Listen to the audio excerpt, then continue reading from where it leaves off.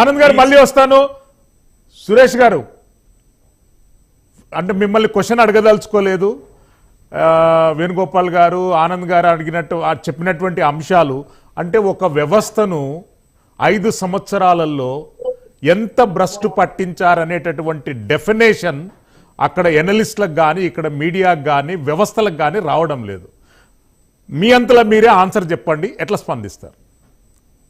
ముందుగా శ్రీశైలం గారు మీకు మరియు ప్యానెల్లో ఉన్నటువంటి జనసేన పార్టీ ప్రతినిధికి, అదేవిధంగా తెలుగుదేశం నుంచి మా ఆత్మీయ మిత్రుడు ఆనంద్ గారికి, అదేవిధంగా జనసేన మన తిరుత్తని వేణుగోపాల్ అన్న గారికి, ప్రేక్షకులకి నా నమస్కారాలు.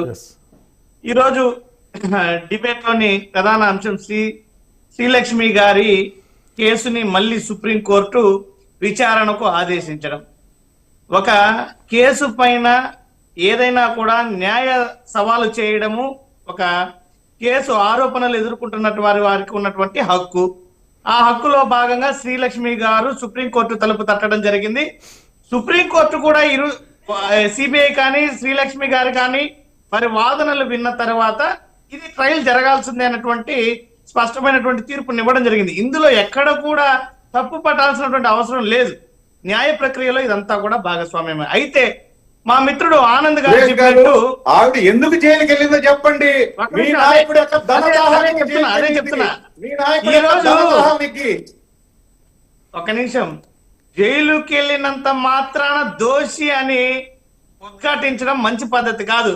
మన గతంలో మన చరిత్ర చూసుకుంటే ఒక నిమిషం ఆనంద్ గారు చెప్పనివ్వండి. ఆనంద్ గారు ప్లీజ్ అతన్ని మాట్లాడినివ్వండి. ఆనంద్ గారు చెప్పనివ్వండి. నేను నా అభిప్రాయం చెప్తా, తర్వాత మీ అభిప్రాయం చెప్పండి, ఇబ్బంది ఏం లేదు. అయితే జైలుకి వెళ్ళినంత మాత్రాన దోషులుగా మనం ఎప్పుడు కూడా మాట్లాడకూడదు. దాదాపు ఇప్పటికి 14-15 సంవత్సరాలు అవుతుంది, ఏ తీర్పు రాలేదు. తీర్పు వచ్చిన తర్వాత దోషిగా పేర్కొంటారా కానీ తీర్పు రాకముందే దోషి అనకూడదు. గతంలో చూస్తే స్వాతంత్ర సమర పోరాటంలో మహాత్మా గాంధీ గారు అనేక సార్లు జైలు జీవితాన్ని గడిపారు. ఆయన ఈ రోజు జాతిపితగా కీర్తిస్తున్నారు. సురేష్ గారు మీరు సబ్జెక్ట్ డైవర్ట్ చేస్తున్నారు. సురేష్ గారు సబ్జెక్ట్ డైవర్ట్ చేస్తున్నారు. అనవసరమైనటువంటి వ్యక్తుల పేర్లు డిబేట్ మధ్యలో వస్తే మీ మైక్ నిర్దాక్షిణ్యంగా కట్ అవుతుంది. మహాత్మా గాంధీకి జగన్మోహన్ రెడ్డికి మీరు కలపాలనుకుంటున్నారు. నేను మీ మైక్ కట్ చేస్తానండి.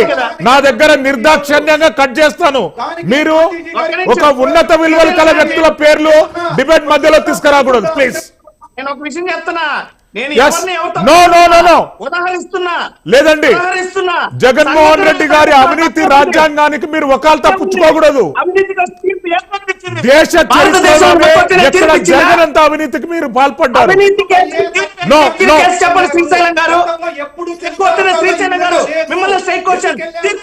ఇచ్చిందా హైకోర్టు, కింది స్థాయి జిల్లా కోర్టు, సుప్రీంకోర్టు దోషులుగా పేర్కొంటూ తీర్పు ఇచ్చిందా? మీరు ఎలా చెప్తారు దోషులని? సార్ ప్రపంచవ్యాప్తంగా ఒక యూనిక్ కేసు గా తీసుకుంటున్నారండి మీ కేసులను. మీరు ఎప్పుడు రియలైజ్ అవుతారు? మీరు ప్రజలకు దగ్గర కండి. ఇంకా మీరు దినదినం ప్రజలకు దూరం అవుతున్నారు. 11 పోయి 1 కాకండి. రాజకీయ ఆరోపణలు, ఎక్కడ రాజకీయ ప్రేరేపిత కేసులు, 6,000 పేజీల ఛార్జ్ షీట్ రాజకీయ ఆరోపణలా? ఎవరు రాశారండి? అది జనసేన రాసిందా, టీడీపీ రాసిందా? ఒక బాధ్యత గల సంస్థ ఇన్వెస్టిగేషన్ రిపోర్ట్ అది. మీరు దాన్ని యాక్సెప్ట్ చేయాలి. వచ్చిందా? ఆధారాలు చూపించారా? ఈ రోజు సుప్రీంకోర్టులో ఏమన్నదండి? Captive minds. సురేష్ గారు క్యాప్టివ్ మైండ్స్ పేరు తొలగించి అసలు మైనింగ్ వ్యవస్థనే భ్రష్టు పట్టే విధంగా దేశానికి భారీ ఆర్థిక గండి కొట్టినటువంటి చరిత్ర వైఎస్ఆర్సీపీ పార్టీది. మీరు దాన్ని యాక్సెప్ట్ చేయాలి. నా దగ్గర సుప్రీంకోర్టు జడ్జిమెంట్ ఉన్నదండి. కంఫర్ ఓపెన్ డిబేట్. క్యాప్టివ్ అనే వర్డ్ ఎట్లా తొలగిస్తారండి? దాని డెఫినేషన్ ఎట్లా మారుస్తారు? ఆరోపణతో మీరు నిర్ధారిస్తారా? ఎస్ అండి. సార్ మీరు వైఎస్ఆర్సీపీ సమర్థించుకునే పరిస్థితులు ఇప్పుడు లేరు. Ravinder Reddy garu please over to you. Ravinder Reddy garu please over to you. YSRCP సమర్థించుకునే పరిస్థితుల్లో లేదండి.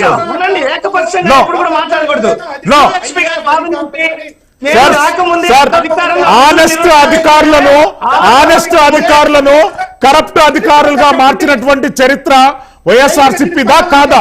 మీరు ఒప్పుకోవాలి. అది రవీందర్ రెడ్డి గారు. వైఎస్ఆర్ కాంగ్రెస్ పార్టీ కరప్టెడ్ అని మీరు నిర్ధారిస్తున్నారా? మీరు సాక్ష్యాధారాలు, ప్రజలు, మీకు తీర్పు. అలాగే రవీందర్ రెడ్డి గారు, రవీందర్ రెడ్డి గారు ప్లీజ్, రవీందర్ రెడ్డి గారికి ప్లీజ్, రవీందర్ రెడ్డి గారు ప్యానలిస్ట్ మీరు అందరికీ as a నమస్కారం. moderator మీరు Please. మిత్రుడు వైఎస్ఆర్ ఓన్లీ రవీందర్ రెడ్డి గారిని స్క్రీన్ లో పెట్టండి. పీసీఆర్ ఓన్లీ రవీందర్ రెడ్డి గారిని. 14 నెలలుగా ఒక కేసులో కూడా తీర్పు రాకుండా ఉంటే మిత్రుడు మీరు రవీందర్ రెడ్డి గారు, రవీంద్ర రెడ్డి గారు, panellist one state away question to అండి. ఆశ. రవీంద్ర రెడ్డి గారు స్టేట్ అవే క్వశ్చన్.